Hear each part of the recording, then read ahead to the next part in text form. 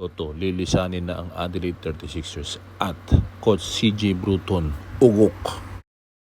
Kai, and he's a special kid. He's got so many different. His skill set helps us, and while you haven't seen it a whole lot. Sa maikling interview, makita naman natin na talagang iba yung sinasabi niya sa ginagawa niya at pangalawang taon na ang mga bagay nito at si Kai Sotto nag-enjoy lang talaga sa mga papunta at mga tour sa Australia.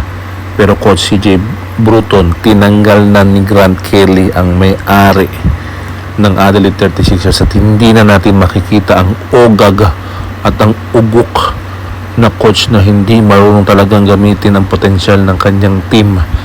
Kahit si Mojave King, nilayasan na siya at mas maganda na ang karir at minibigyan ng magandang minuto. Si Kai Sotto, ganun din ang nangyayari. Kaya Kai Sotto, tagumpay, maraming kumukuha sa Euro, sa Japan at sa NBA. Pero ang ugok na coach na ito talagang hindi marunong gumamit ng magaling na player. Abangan natin ang mga susunod na kabanata. Kai Sotto, mas gaganda ang karir pag nawala na sa Adelaide 36ers sa pamumuno ng ugok na coach na si CJ Bruton. Abangan.